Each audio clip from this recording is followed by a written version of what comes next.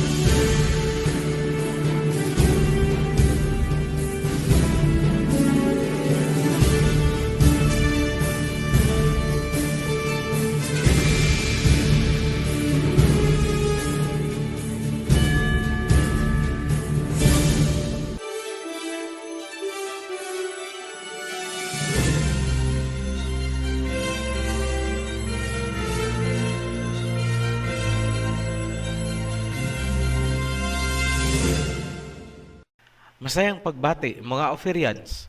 Bilang paggunita ng Feast of Tabernacles, inihahatid ng OHC ang isang natatanging mensahe, bird's eye view ng mga mangyayari mula sa kasalukuyan hanggang sa susunod na 1,000 years. Yes, you heard it right.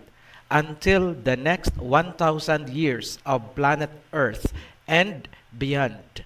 Sa ginanap na 75th United Nations Debate Assembly, kamakailan lamang, ating natunghayan ang mga binitawang salita ng iba't ibang bansa sa buong mundo. Hindi nagkamali ang political analysis and projections na aming ginawa sa mga nakaraang video. Just a brief recap ng mga sinabi namin noon. Number 1, mananatili ang masangsang na hangin bilang new normal. It is now happening. It will stay this way for a while. Number 2, sinabi namin noon, abangan ang pagsasaulian ng kandila sa pagitan ng USA at China. Nangyayari na po. Nagsimula sa mga trade embargo, pagsasara sa consular office, at abangan natin ang mga susunod pang iba. Number 3, gagamitin ang Hong Kong laban sa China. Yes, tinangka nila, ngunit naagapan ng China. Kung kaya, nag-change strategy. Taiwan ngayon ang ginagamit. Number 4, sinabi namin, ipanalangin na huwag mangyari ang Big One. Sa kasalukuyan, 4 na bulkan sa Pilipinas ang sabay-sabay na nagsisimulang mag-alburuto. Ito ay mga pagbabadya ng malakas na pagyanig sa kapuluan. Sa muli, hindi namin sinasabi na kami ay mga propeta, ngunit ang ginagamit nating analysis ay hango sa wisdom ng mga propeta. Ang nakaraang United Nations 75th Anniversary Debate nitong buwan ay nagpapakita kung saan na patungo ang mundo. Makikita lamang ang bigger picture kung naunawaan ninyo itong mga naunang inilabas naming series. Number 1, Creation Series. Number 2, Babylon Series. Number 3, Two Witnesses Series. Number 4, World Territories Series. Number 5, Gog and Magog Series. 2 lang ang key players sa geopolitical arena, Seeds of the Woman at Seeds of the Serpent na gumagamit ng beast governments and religions. Kapag pinag-uusapan ang prophecies, maraming sekta at tagapagturo ang dumidirekta agad sa Book of Revelation. Nilalaktawan nila ang Genesis, Isaiah at iba pang mga kasulatan kung kaya namamali sila ng interpretation. Kadalasan, pinapasukan ng doktrina ang mga prophecies kung kaya hindi nila nakikita ang mga katuparan.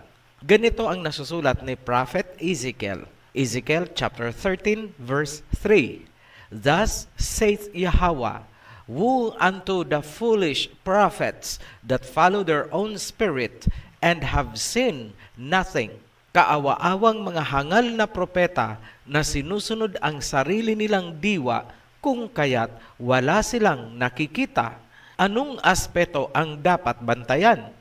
geopolitics, and religions. Corroboration na lang po ang ibang indicators gaya ng mga kalamidad.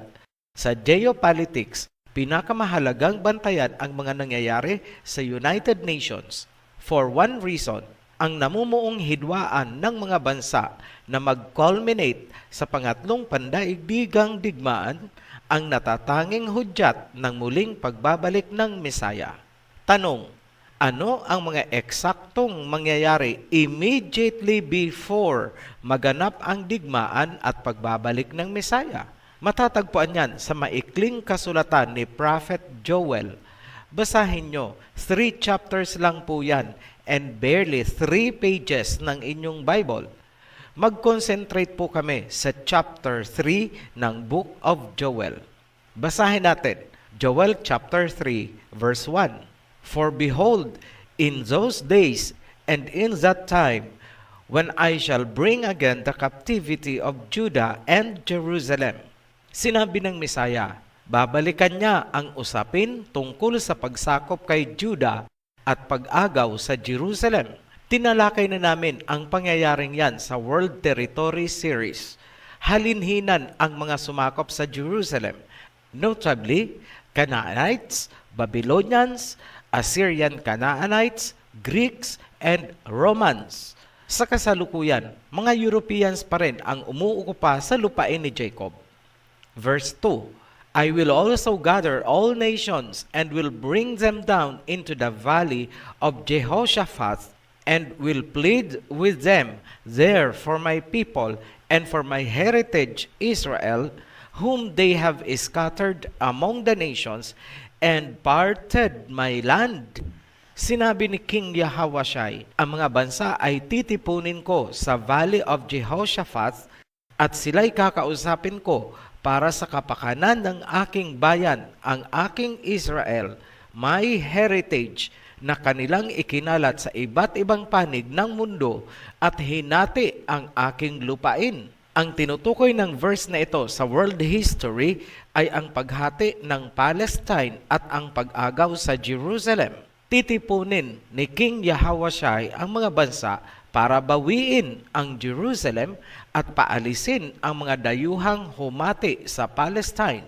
Ang sinabing ito kay Prophet Joel ay namumuuna ngayon at nakikita kahit sa United Nations 75th Anniversary Debate na ginanap nitong September 2020. Isingit ko lang, ang salitang Jehoshaphat ay symbolic language na ang ibig sabihin ayon sa Wikipedia ay Yahweh Judges. Click nyo ang link na inilagay namin sa description sa ibaba ng video to see for yourself. Yahweh talaga ang nakalagay. Ngayon, sino nga ba ang salarin na tinutukoy ni King Yahawashai na umagaw sa Jerusalem at humati sa lupain ni Jacob? Luke chapter 21 verse 24. Jerusalem shall be trodden down by the Gentiles. Mga Gentiles, kung sino ang nakikita nyo ngayon sa modern day Israel, yan ang tinutukoy ng mga Gentiles. Bigyan namin kayo ng historical background. Wala pong bansang Israel before 1948. Established fact po yan sa world history. Ang sinasabing Israel sa Bible ay hindi po bansa, kundi si Jacob at ang kanyang lahi.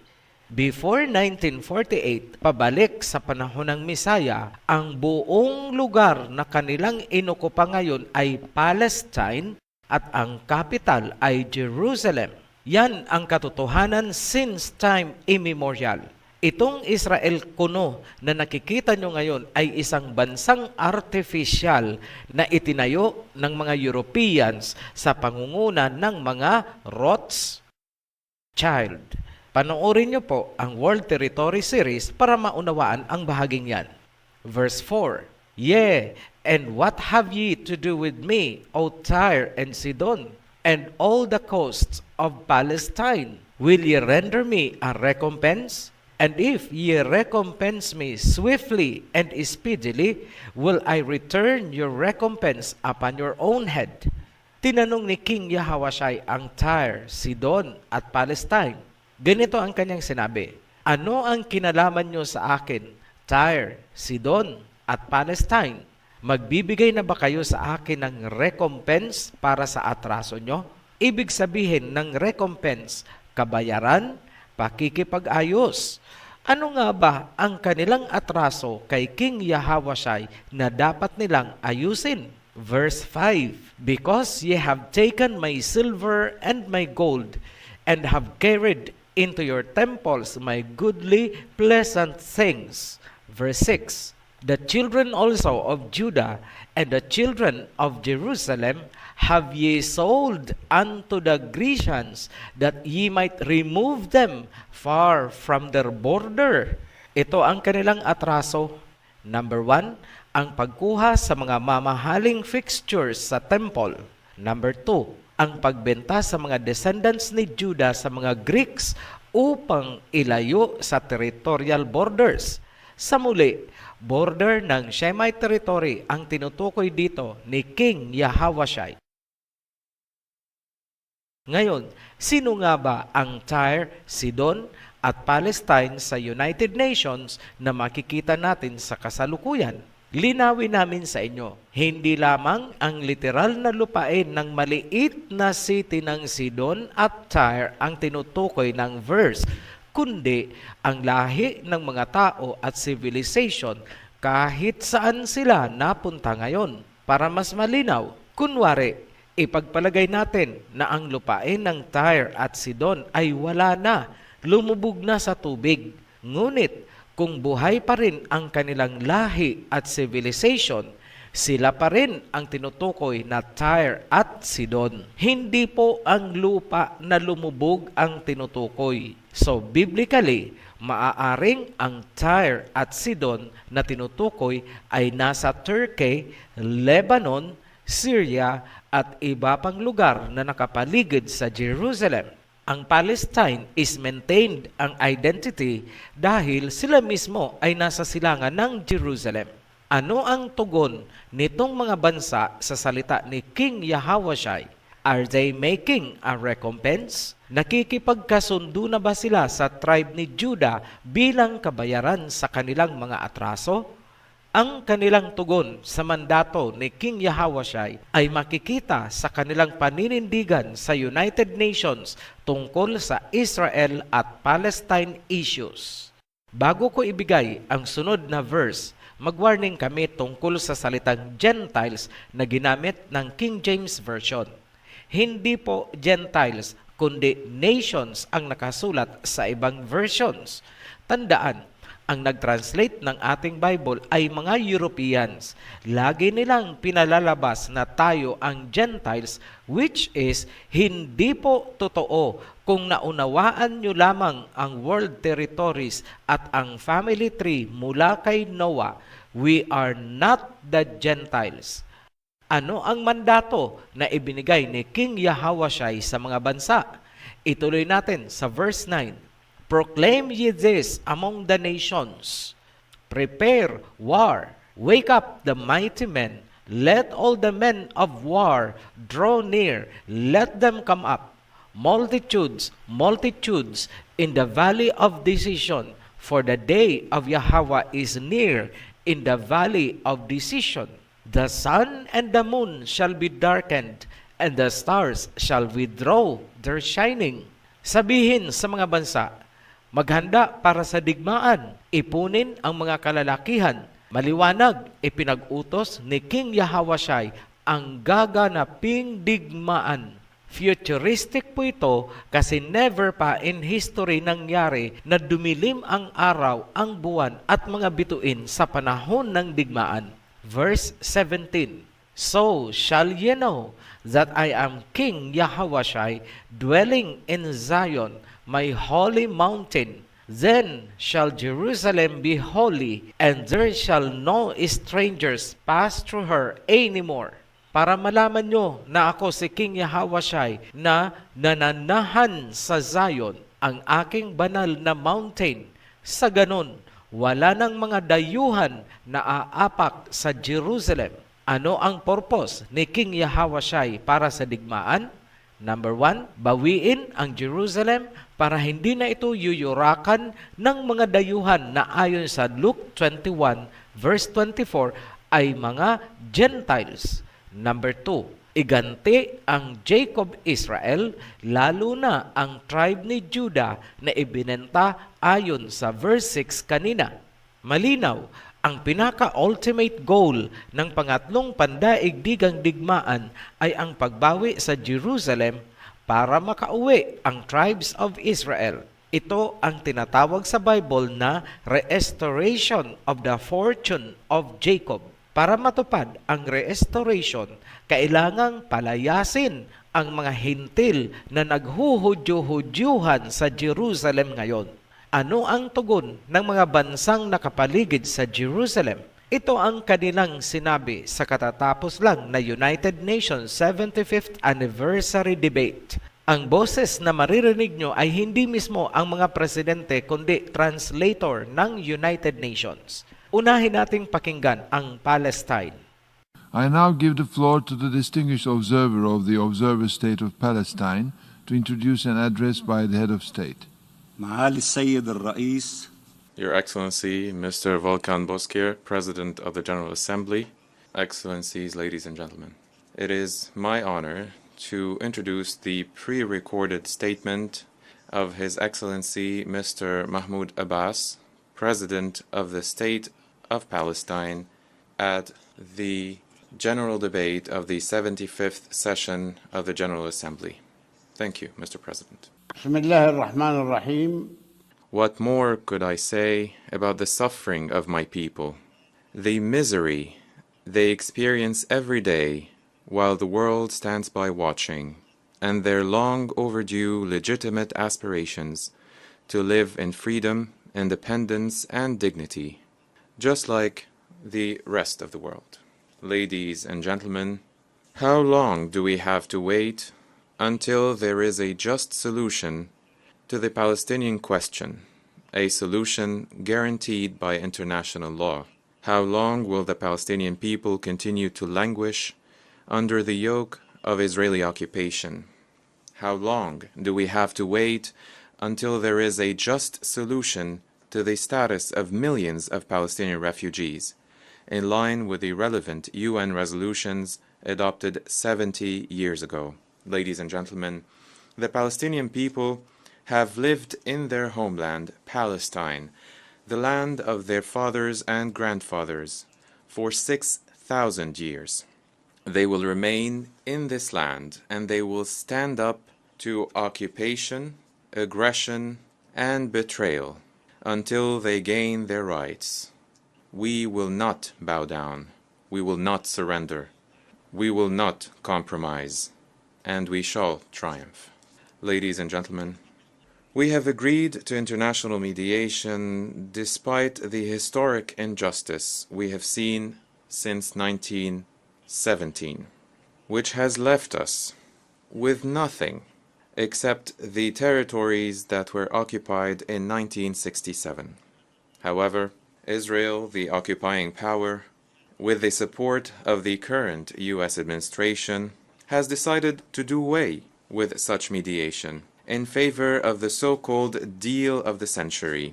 Under the deal, Israel plans to annex 33% of the territories of the State of Palestine, as well as occupied East Jerusalem, including Al-Aqsa Mosque and the Church of the Holy Sepulchre. We and the whole world have rejected such plans, which run counter to all international resolutions that recognized the State of Palestine in 2012 as a member of the international community. Israel has reneged on all of the agreements it signed and has undermined the two-state solution through its aggression. It has killed and arrested people, demolished homes, and stifled the economy. It has sought to systematically alter the character and identity of occupied Jerusalem. It has continued its settlement expansion on our land and has disregarded the Arab Peace Initiative. And through its unilateral and reckless actions, it is destroying the last chance for peace. The only way to achieve a comprehensive, just, and lasting peace in our region is to end the occupation and to ensure the independence of the State of Palestine along the 1967 borders, with East Jerusalem as its capital. You should all know that there can be no peace, no security, no stability, or coexistence in our region without an end to the occupation and without a just and comprehensive solution to the Palestinian question. We will fight until we regain our rightful place among the nations. Ito ang mahahalagang punto ng mensahe ng Palestine para sa mundo. Number 1, nagdadalamhati ang Palestinians dahil sa pag-okupa ng mga Israelis sa Palestine. Aniya, naririto na kami sa loob ng 6,000 years. Hindi kami yuyukod, hindi kami susuko, hindi kami makikipagkasundo. No compromise. Sa ganyang pananalita, ibig sabihin, sila ay lalaban. Number 2, sa tulong ng Amerika, nais ng Israel na kunin ang 33% ng Palestine at ang East City of Jerusalem.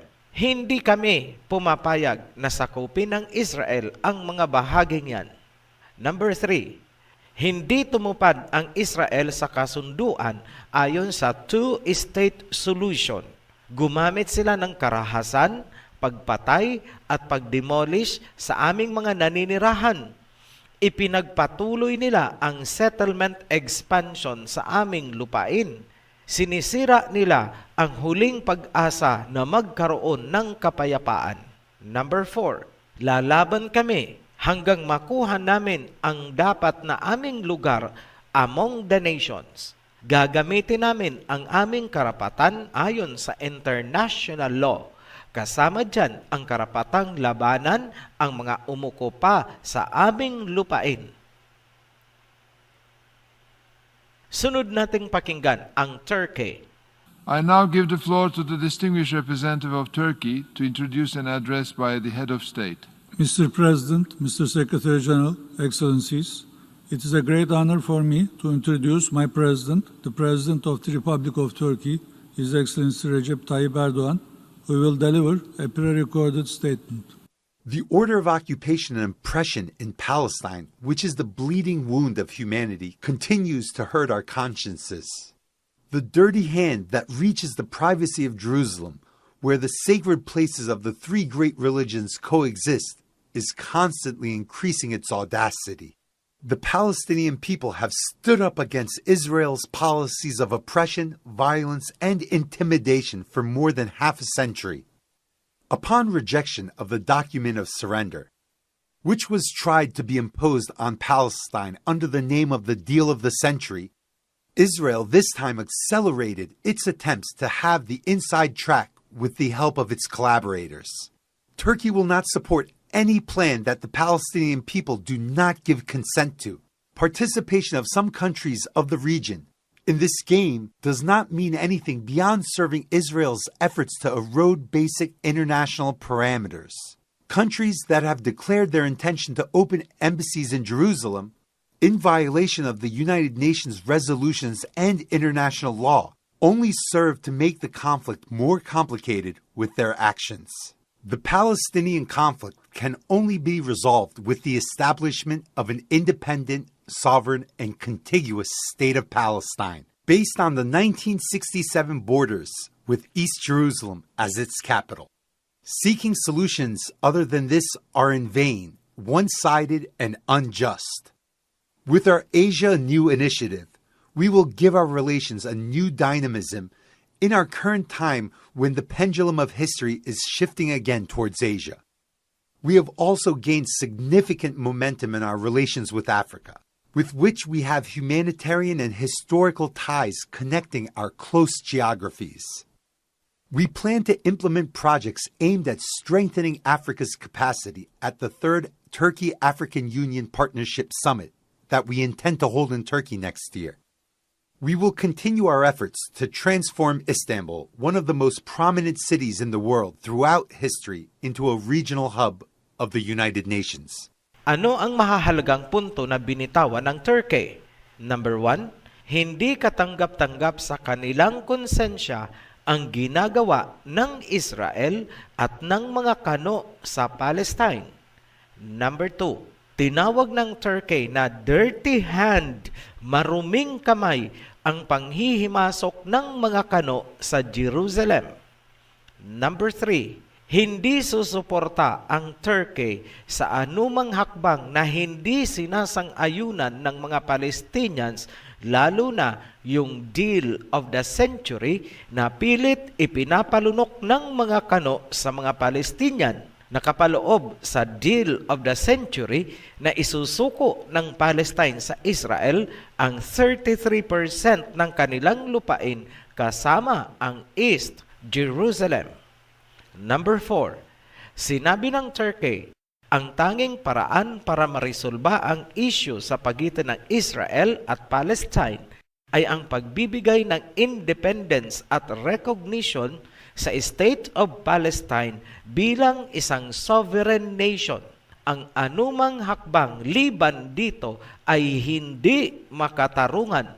Number 5, sa pamamagitan ng Asia New Initiative, pag-iibayuhin ng Turkey ang kanilang relasyon sa Asia, Shemites at African Union. Tandaan, sa ating plating, Turkey ang pinakadulo ng Shemite territory. Beyond the line ay Europe na. Number 6, gaganapin ang Turkey-African Union Summit next year na may layuning palakasin ang kakayahan ng Africa. Number 7, sisikapin ng Turkey na mai-transform ang Istanbul bilang regional hub ng United Nations, meaning magkakaroon ng hub ang UN sa loob ng Shemite territory at hindi sila aapak sa lupain ng mga kano. Safe. Pakinggan naman natin ang mensahe ng Iran. I now give the floor to the distinguished representative of the Islamic Republic of Iran to introduce an address by the head of state. Thank you, Mr. President, Mr. Secretary General. I have the honor to introduce the pre-recorded statement of His Excellency Dr. Hassan Rouhani, the President of the Islamic Republic of Iran. In the name of God, the compassionate, the merciful, all praise belongs to the Almighty God, and peace and blessing upon His Prophet and his household and companions. Excellencies, ladies, gentlemen, the footage broadcast to the world concerning the treatment of an African American by the US police is reminiscent of our own experience. We instantly recognized the feet kneeling on the neck as the feet of arrogance on the neck of independent nations. We stood with the people of Iraq against Saddam tyranny, US occupation, and Daesh savagery. We stood with the people and government of Lebanon against Zionist occupiers, domestic warmongers, and foreign plotters. We never ignored occupation, genocide, forced displacement, and racism in Palestine. And we never made a deal over the Holy Quds and the fundamental rights of the Palestinian people. And in 2012, we presented a democratic solution through referendum in Palestine. Our assassinated hero, martyr General Soleimani, was the champion of the fight against violent extremism in the Middle East and fought to protect all citizens of this region, religious or secular, Muslim or Christian, Shia or Sunni, against medieval reactionaries. Mr. President, such a nation does not deserve sanctions. The response to peace is not war. The reward for combating extremism is not assassination. Words and claims are not our yardstick. The United States can impose neither negotiations nor war on us. Life is hard under sanctions. However, harder is life without independence. Here, I should express our appreciation to the Presidents of the Security Council for the months of August and September 2020, as well as to 13 of its members, especially Russia and China, who twice said a decisive and resounding no to the unlawful US attempt to exploit the Council and its Resolution 2231. We are not a bargaining chip in US elections and domestic policy. Any US administration after the upcoming elections will have no choice but to surrender to the resilience of the Iranian nation. And for the world, today is the time to say no to bullying and arrogance. The era of dominance and hegemony is long over. Our nations and children deserve a better and safer world based on the rule of law. Now is the time for the right choice. On behalf of the General Assembly, I wish to thank the President of the Islamic Republic of Iran for the statement just made. Ito ang mahahalagang punto na binitawan ng Iran. Pumanig ang Iran sa Lebanon upang labanan ang Zionism na ginagawa ng European Israel. Sa ginanap na UN session, hindi nagsalita ang Lebanon tungkol sa issue dahil nakafocus sila sa naganap na pagsabog sa Beirut. Ngunit malinaw na sinabi ng Iran na lumalaban ang Lebanon. Number 2, sumusuporta ang Iran sa Palestine laban sa mga gawain ng European Israel. Number 3, ina-appreciate ng Iran ang ginawang pagharang ng China at Russia sa adhikain ng mga kano na impluwensyahan ang UN Security Council. Remember, katandem ng European Israel ang mga kano. Number 4, bilang konklusyon, sinabi ng Iran na papanahon na upang gawin ang right choice. Paninindigan, malinaw sa mensahe ng Iran, kitang-kita ang kanilang spirit na tumutugon sa mandato ni King Yahweh. Kitang-kita ang effort at pagkakaisa ngayon ng mga bansang Shemite na palakasin ang puwersa ng Shemite territory. Nakikita nyo ba ang katuparan ng prophecy? Judah will roar like a lion. Verse 14 and 15.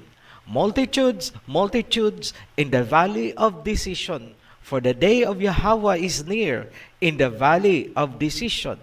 The sun and the moon shall be darkened, and the stars shall withdraw their shining.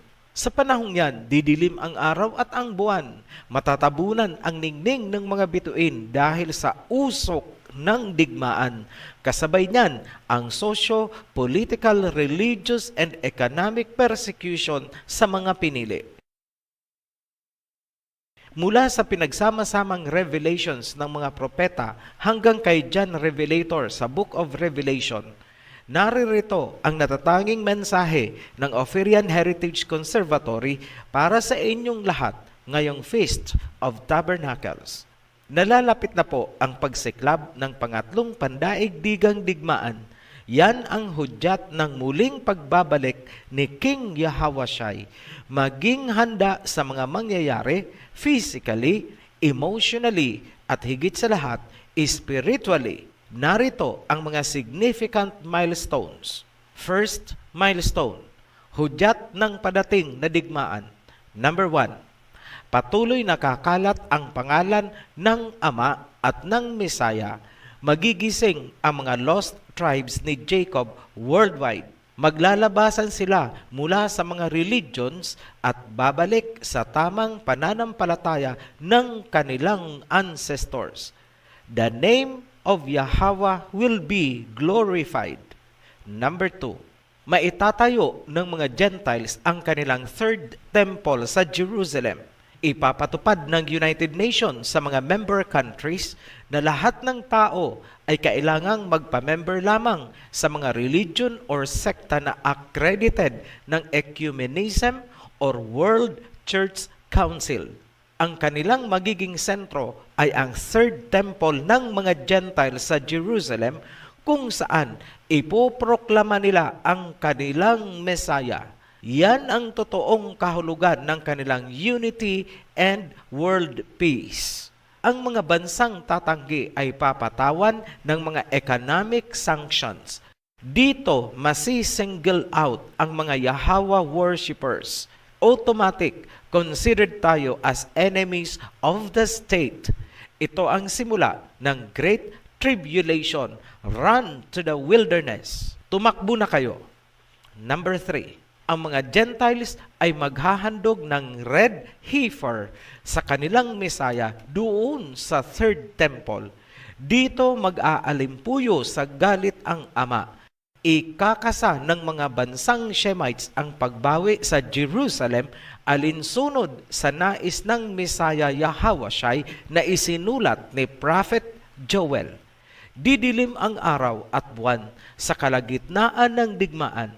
Expectedly, magiging ruins at mawawasak ang malaking bahagi ng Jerusalem. It will become a desolate place. Number 4, magaganap ang second coming ni King Yahawashai kasama ang heavenly army. Tutulungan ang mga Shemites sa pagbawi sa Jerusalem at pagpapalayas sa mga Gentiles. Then, babawian ng kapangyarihan at madadakip si Satanas. Siya ay ikukulong sa loob ng 1,000 years. Number 5, tuluyang mabubuo ang 12 tribes of Jacob mula sa iba't ibang panig ng mundo. Ito ang simula ng New Age, a new millennium of peace under the command of King Yahawashai. Ito ang tinatawag na restoration of Jacob's fortune. Second milestones. Ito yung 1,000 years of peace. 1,000 years ng kapayapaan. Number 1, magaganap ang first batch of resurrection ng mga pinili upang maging priests and judges, meaning tuloy ang pag-worship.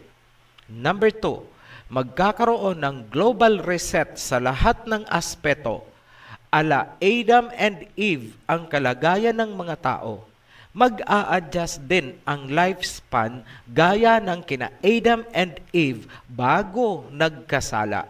Number 3, manunumbalik ang ecology ng mundo. Magtatanim pa rin ang mga tao gaya ni na Adam and Eve sa Garden of Eden, ngunit assured na tayo ng masaganang ani. Number 4, powerless ang Amerika at European Union sa loob ng 1,000 years. Paralyzed sina Gog and Magog. Makakaranas ng matinding tagutom ang mga Gentiles. Number 5, authoritarian government ni King Yahawashai ang mangingibabaw sa lahat ng bansa, buong mundo, mula sa national government hanggang sa lowest level ng society. Third milestone, pagkatapos ng 1,000 years of peace, muling pakakawalan si Satanas. Muling mamamayagpag ang mga Gentiles. America and European Union and allies will rise again in power. Number 2, muling lilinlangin ni Satanas ang mga bansa upang tumalikod sa authoritarian government ni King Yahawashai. Tatangkain nilang muling agawin ang Jerusalem at digmain ang Israel ni Jacob sa pangunguna ni Gog and Magog. Huling hirit na po nila yan. Pauulanan sila ng apoy mula sa langit. Number 3, itatapon si Satanas sa lake of burning sulfur kasama ang kanyang mga propeta, pastor at mga tagapagturo. Doon sila magdudusa ng walang katapusan forever to eternity. Number 4, magaganap ang second batch ng resurrection. Gaganapin ang final judgment. Yung mga tagasunod ng mga bulaang propeta at pastor ay sa lake of fire itatapon hanggang matupok. Hindi po forever ang pagdurusa ng mga tagasunod lamang. Yung forever ang pagdurusa ay ang mga tagapagturo at bulaang propeta. Number 5, Ibabalik ang Tree of Life, Revelations chapter 22 verse 2. Magbabago ang katawan ng mga tao, magkakaroon ng eternal life. Ito ang stage na hindi nagawa noon nina Adam and Eve, ang kumain ng prutas mula sa Tree of Life na inilagay sa Garden of Eden. Huwag pong maniniwala sa pantasyang rapture doctrine ni Pablo. Para po yan sa mga hintil. Wala pong tao na aakyat sa langit para magpahayahay. Unsa man na, istoryahe. Tatalakayin namin yung rapture fantasy sa hiwalay na video. Ngayon, ito ang sinasabi ng Ama ayon sa mga propeta. Ang millennium ay revival ng panahon ni Adam and Eve. Ang binaliwala nilang bunga ng Tree of Life sa simula ay kailangang balikan ng sangkatauhan sa katapusan. Ang kinaligtaang proseso ay hindi pwedeng laktawan, kailangang tapusin. Kung saan nadapa sina Adam, doon babangon ang woman's seeds. Ang wakas ng lahat ng pagdurusa at kamatayan ay nasa simula. Ako ang Genesis at ako ang Revelation. Ako ang simula at ako ang katapusan. I am the Alpha and Omega. Besides me, there is nothing.